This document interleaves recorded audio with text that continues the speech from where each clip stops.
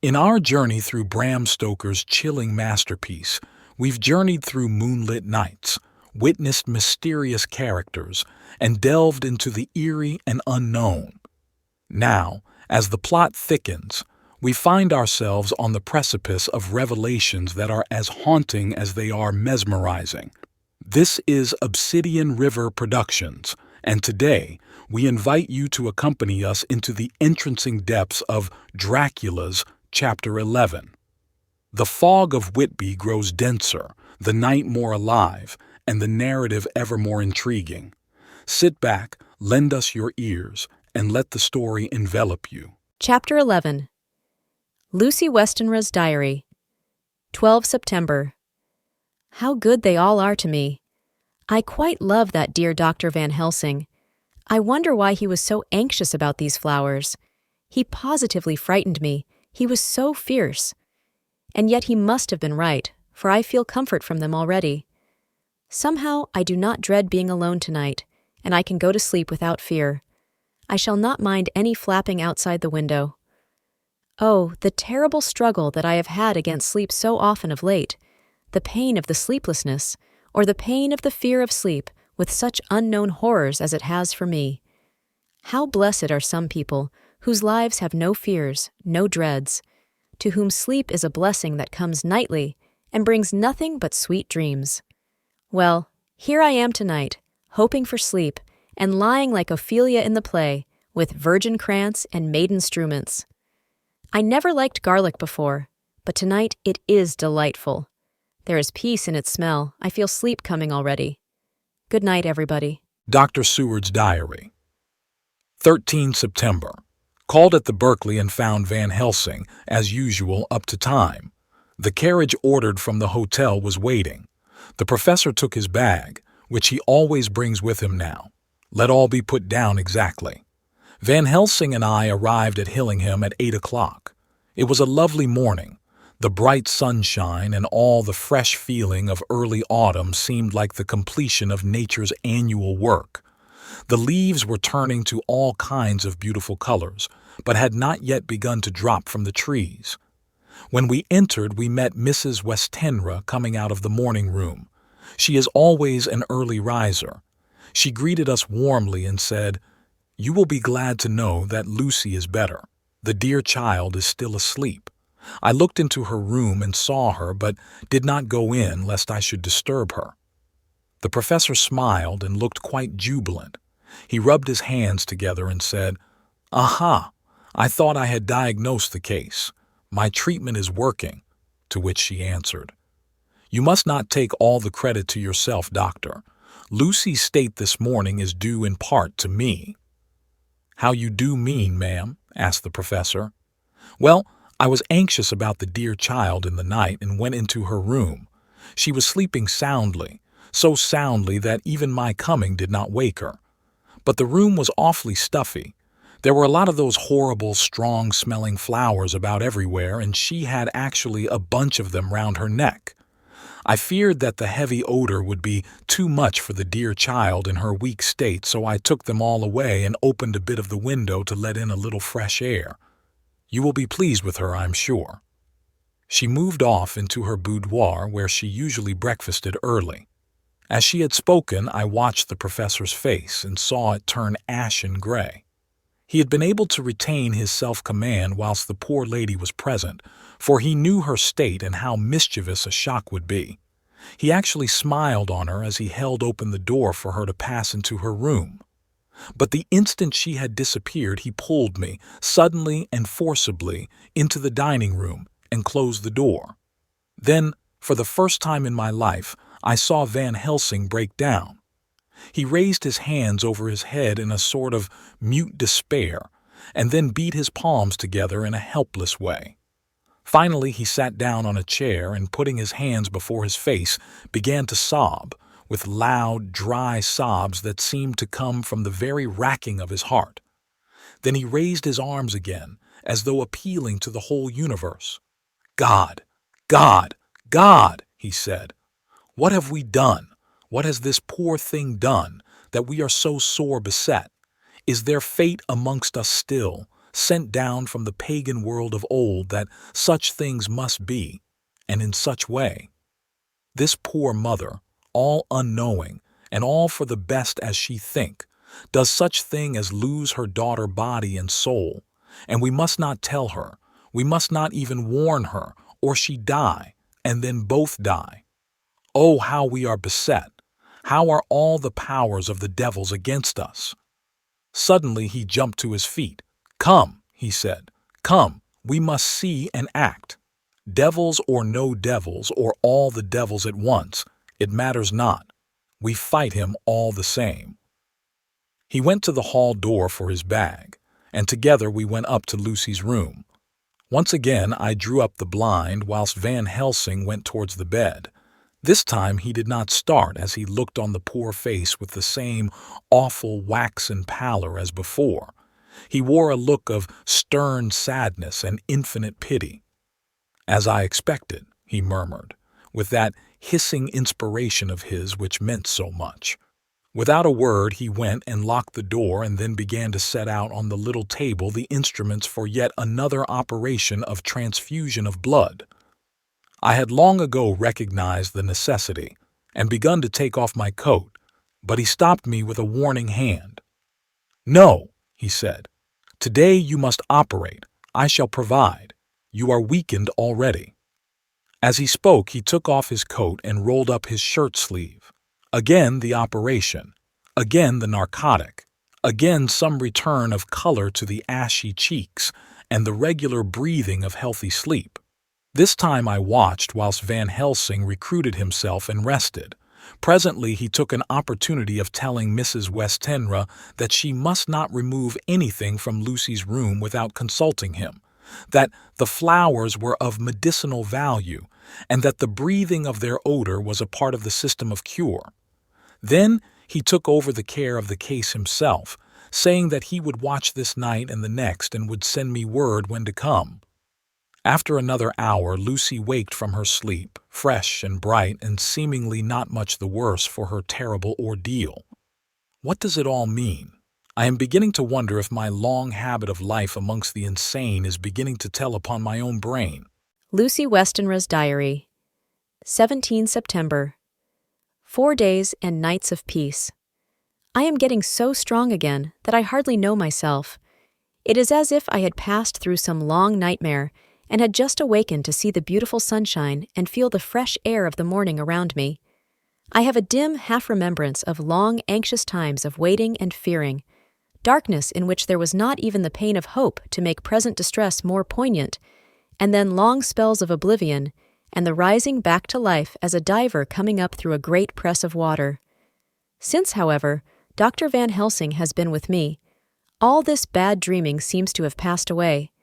The noises that used to frighten me out of my wits, the flapping against the windows, the distant voices which seemed so close to me, the harsh sounds that came from I know not where and commanded me to do I know not what, have all ceased.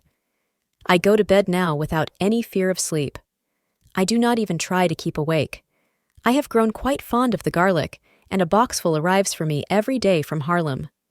Tonight, Dr. Van Helsing is going away, as he has to be for a day in Amsterdam. But I need not be watched. I am well enough to be left alone. Thank God for Mother's sake, and dear Arthur's, and for all our friends who have been so kind. I shall not even feel the change, for last night Dr. Van Helsing slept in his chair a lot of the time. I found him asleep twice when I awoke, but I did not fear to go to sleep again, although the boughs or bats or something napped almost angrily against the window panes. The Pall Mall Gazette, the 18th of September. The Escaped Wolf. Perilous adventure of our interviewer. Interview with the keeper in the zoological gardens. After many inquiries and almost as many refusals and perpetually using the words Pall Mall Gazette as a sort of talisman, I managed to find the keeper of the section of the zoological gardens in which the wolf department is included.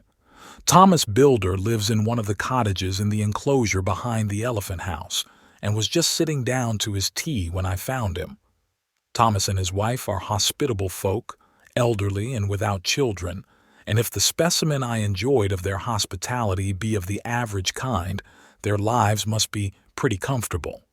The keeper would not enter on what he called business until the supper was over, and we were all satisfied. Then, when the table was cleared and he had lit his pipe, he said, "Now, sir, you can go on and arsk me what you want. You'll excuse me refusin' to talk of professional subjects afore meals. I gives the wolves and the jackals and the hyenas in all our section their tea afore I begins to arsk them questions." "How do you mean, ask them questions?" I queried, wishful to get him into a talkative humor. "Ittin' of them over the ead with a pole is one way, scratchin' of their hears is another, when gents as is flush wants a bit of a show-off to their gals. I don't so much mind the fust, the ittin' with a pole afore I chucks in their dinner, but I waits till they've had their sherry and coffee, so to speak, afore I tries on with the ear-scratchin'. Mind you," he added philosophically, "there's a deal of the same nature in us as in them there animyles. Here's you, a-comin' and arskin' of me questions about my business, and I that grumpy like that only for your bloomin' arf-quid I'd a-seen you blowed fust 'fore I'd answer. Not even when you arsk me sarcastic like if I'd like you to arsk the superintendent if you might arsk me questions. Without offense, did I tell you to go to L? You did. And when you said you'd report me for usin' of obscene language that wasn't in me over the ed, but the arf-quid made that all right. I weren't a-going to fight, so I waited for the food and did with my owl as the wolves and lions and tigers does. But, Lord love your art, now that the old dooman has stuck a chunk of her tea-cake in me and rinsed me out with her bloomin' old teapot and I've lit hup, you may scratch my ears for all you're worth and won't get even a growl out of me. Drive along with your questions.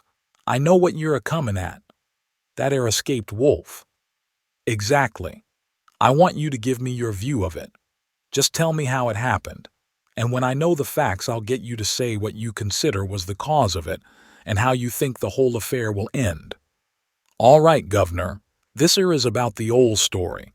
That 'ere wolf what we called Bearsicker was one of 3 gray ones that came from Norway to Jamrach's, which we bought off him 4 years ago. He was a nice, well-behaved wolf that never gave no trouble to talk of. I'm more surprised at him for wanting to get out nor any other animaly in the place. But there, you can't trust wolves no more nor women." "Don't you mind him, sir," broke in Mrs. Tom with a cheery laugh.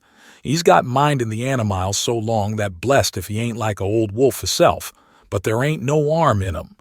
Well, sir, it was about 2 hours after feedin' yesterday when I first hear my disturbance. I was making up a litter in the monkey house for a young puma which is ill, but when I heard the yelpin' and owlin' I kem away straight.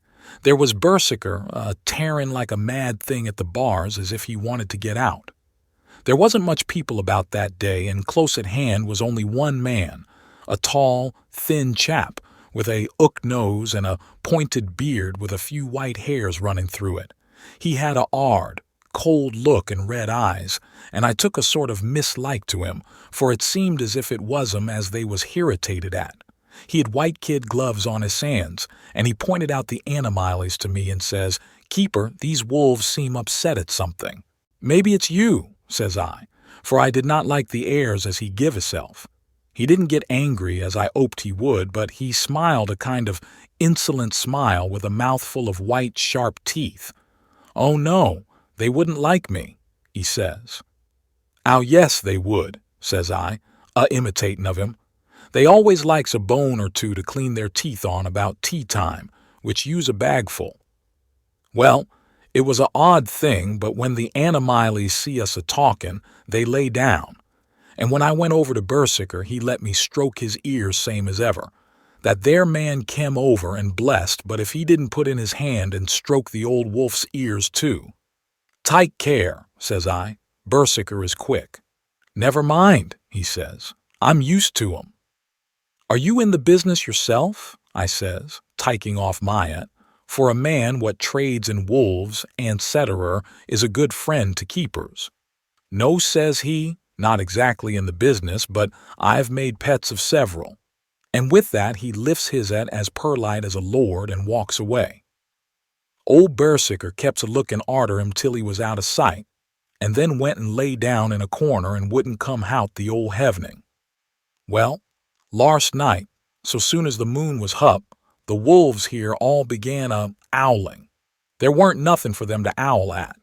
There weren't no one near, except someone that was evidently a-calling a dog somewheres out back of the gardings in the park road. Once or twice I went out to see that all was right, and it was, and then the owling stopped. Just before 12 o'clock I just took a look round afore turning in, and bust me, but when I kem opposite to old Berserker's cage I see the rails broken and twisted about and the cage empty, and that's all I know for certain. Did anyone else see anything? One of our gardeners was a-comin' home about that time from a Armony when he sees a big gray dog comin' out through the guarding edges. At least, so he says, but I don't give much for it myself, for if he did never said a word about it to his missus when he got home, and it was only after the escape of the wolf was made known, and we had been up all night a-huntin' of the park for Berserker, that he remembered seeing anything. My own belief was that the Armony had got into his head. Now, Mr. Builder, can you account in any way for the escape of the wolf? Well, sir, he said with a suspicious sort of modesty, I think I can, but I don't know as how you'd be satisfied with the theory. Certainly I shall. If a man like you, who knows the animals from experience, can't hazard a good guess at any rate, who is even to try? Well then, sir, I accounts for it this way. It seems to me that wolf escaped, simply because he wanted to get out. From the hearty way that both Thomas and his wife laughed at the joke I could see that it had done service before, and that the whole explanation was simply an elaborate sell. I couldn't cope in badinage with the worthy Thomas, but I thought I knew a surer way to his heart, so I said, Now, Mr. Builder, we'll consider that first half-sovereign worked off, and this brother of his is waiting to be claimed when you've told me what you think will happen. Right y'are, sir, he said briskly. You'll excuse me, I know, for a chaffin' of you, but the old woman here winked at me, which was as much as telling me to go on. Well, I never, said the old lady. My opinion is this, that wolf is a-idin' of somewheres. The gardener what didn't remember said he was gallopin' northward faster than a horse could go. But I don't believe him, for, you see, sir, wolves don't gallop no more nor dogs does. They not bein' built that way. Wolves is fine things in a storybook, and I dessay when they gets in packs and does be chivvyin' something that's more afeard than they is, they can make a devil of a noise and chop it up, whatever it is. But, Lord bless you, in real life a wolf is only a low creature, not half so clever or bold as a good dog, and not half a quarter so much fightin' him. This one ain't been used to fightin' or even to providin' for hisself, and more like he's somewhere round the park a-idin' and a-shiverin' of, and if he thinks at all, wonderin' where he is to get his breakfast from, or maybe he's got down some area and is in a coal cellar. My eye, won't some cook get a rum start when she sees his green eyes a-shining at her out of the dark?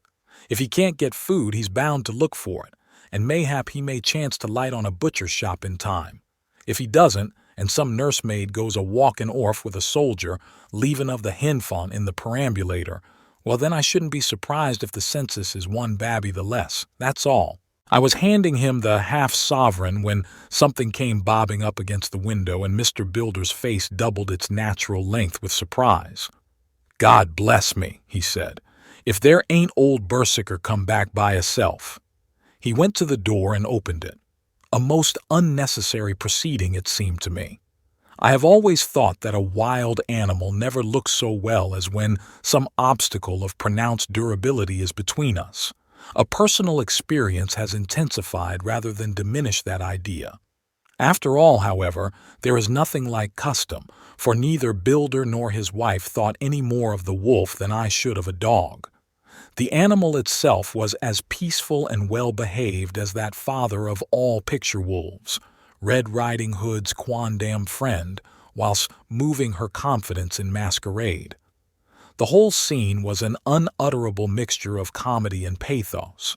The wicked wolf that for half a day had paralyzed London and set all the children in the town shivering in their shoes, was there in a sort of penitent mood and was received and petted like a sort of vulpine prodigal son.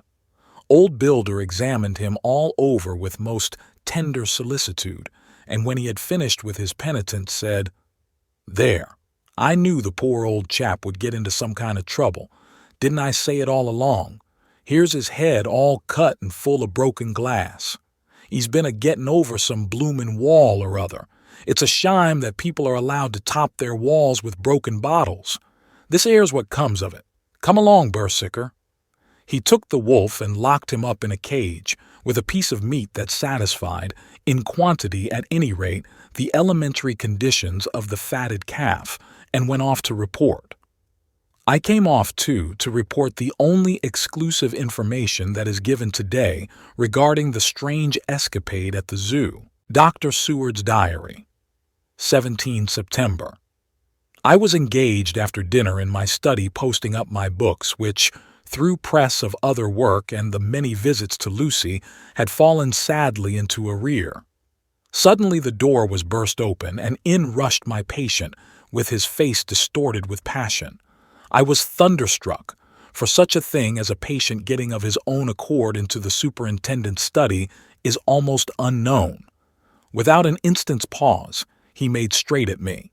He had a dinner knife in his hand, and as I saw he was dangerous, I tried to keep the table between us. He was too quick and too strong for me, however, for before I could get my balance, he had struck at me and cut my left wrist rather severely. Before he could strike again, however, I got in my right and he was sprawling on his back on the floor. My wrist bled freely, and quite a little pool trickled onto the carpet. I saw that my friend was not intent on further effort and occupied myself binding up my wrist, keeping a wary eye on the prostrate figure all the time. When the attendants rushed in and we turned our attention to him, his employment positively sickened me. He was lying on his belly on the floor, licking up like a dog the blood which had fallen from my wounded wrist. He was easily secured and, to my surprise, went with the attendants quite placidly, simply repeating over and over again, "The blood is the life.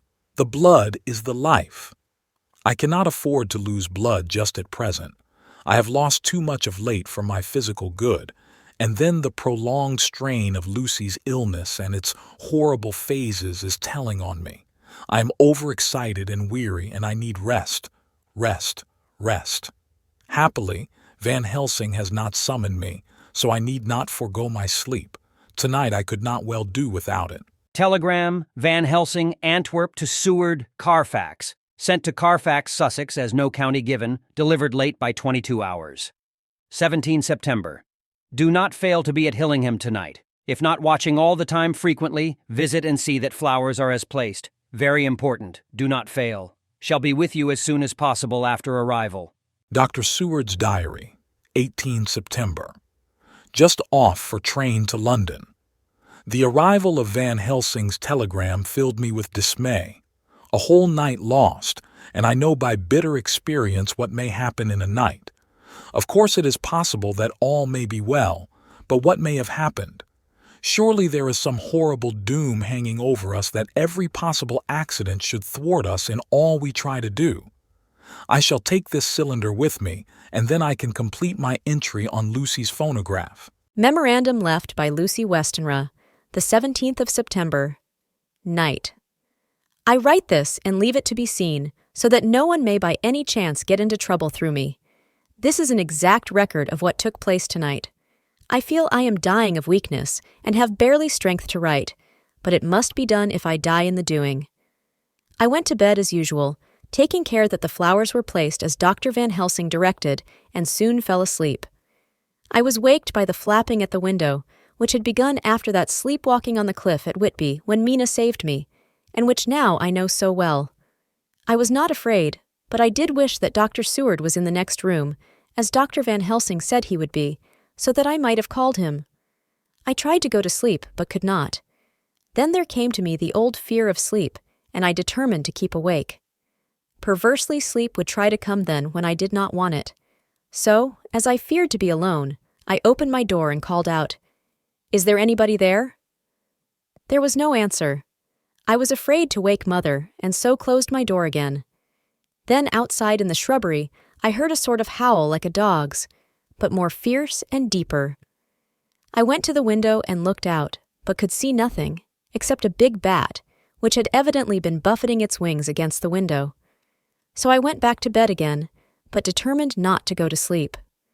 Presently the door opened, and Mother looked in. Seeing by my moving that I was not asleep, came in and sat by me. She said to me even more sweetly and softly than her wont, "I was uneasy about you, darling, and came in to see that you were all right." I feared she might catch cold sitting there, and asked her to come in and sleep with me, so she came into bed and lay down beside me. She did not take off her dressing gown, for she said she would only stay a while and then go back to her own bed. As she lay there in my arms, and I in hers, the flapping and buffeting came to the window again. She was startled and a little frightened and cried out, "What is that?" I tried to pacify her, and at last succeeded, and she lay quiet, but I could hear her poor dear heart still beating terribly.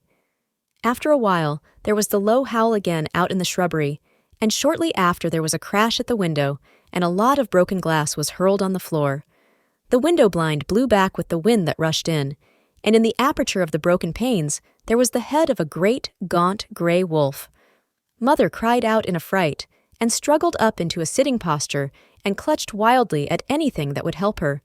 Amongst other things, she clutched the wreath of flowers that Dr. Van Helsing insisted on my wearing round my neck, and tore it away from me. For a second or two she sat up, pointing at the wolf, and there was a strange and horrible gurgling in her throat. Then she fell over, as if struck with lightning, and her head hit my forehead and made me dizzy for a moment or two. The room and all round seemed to spin round. I kept my eyes fixed on the window, but the wolf drew his head back, and a whole myriad of little specks seemed to come blowing in through the broken window, and wheeling and circling round like the pillar of dust that travelers describe when there is a simoon in the desert. I tried to stir, but there was some spell upon me, and dear Mother's poor body, which seemed to grow cold already, for her dear heart had ceased to beat, weighed me down, and I remembered no more for a while. The time did not seem long, but very, very awful, till I recovered consciousness again. Somewhere near, a passing bell was tolling. The dogs all round the neighborhood were howling, and in our shrubbery, seemingly just outside, a nightingale was singing. I was dazed and stupid with pain and terror and weakness, but the sound of the nightingale seemed like the voice of my dead mother come back to comfort me. The sound seemed to have awakened the maids too, for I could hear their bare feet pattering outside my door. I called to them, and they came in, and when they saw what had happened, and what it was that lay over me on the bed, they screamed out. The wind rushed in through the broken window, and the door slammed to. They lifted off the body of my dear mother, and laid her, covered up with a sheet, on the bed after I had got up. They were all so frightened and nervous that I directed them to go to the dining room and have each a glass of wine. The door flew open for an instant and closed again. The maids shrieked, and then went in a body to the dining room, and I laid what flowers I had on my dear mother's breast. When they were there, I remembered what Dr. Van Helsing had told me, but I didn't like to remove them, and besides, I would have some of the servants to sit up with me now. I was surprised that the maids did not come back. I called them, but got no answer, so I went to the dining room to look for them. My heart sank when I saw what had happened. They all four lay helpless on the floor, breathing heavily. The decanter of sherry was on the table half full, but there was a queer, acrid smell about. I was suspicious, and examined the decanter. It smelt of laudanum, and looking on the sideboard, I found that the bottle which Mother's doctor uses for her, did use, was empty. What am I to do? What am I to do? I am back in the room with Mother. I cannot leave her, and I am alone, save for the sleeping servants, whom someone has drugged. Alone with the dead. I dare not go out, for I can hear the low howl of the wolf through the broken window. The air seems full of specks, floating and circling in the draught from the window, and the lights burn blue and dim. What am I to do? God shield me from harm this night. I shall hide this paper in my breast, where they shall find it when they come to lay me out. My dear mother gone, It is time that I go too. Goodbye, dear Arthur, if I should not survive this night. God keep you, dear, and God help me. Thank you for joining us on this riveting journey through Dracula's Chapter 11. If you felt the chill in the air and the pull of the narrative, don't forget to hit the like button and subscribe to Obsidian River Productions for more. Every subscription, like, and comment not only supports our channel but brings you closer to the heart of these timeless tales. Dive into our other episodes and stay tuned for the next chapter. Until then, may the shadows of Bram Stoker's world keep you intrigued.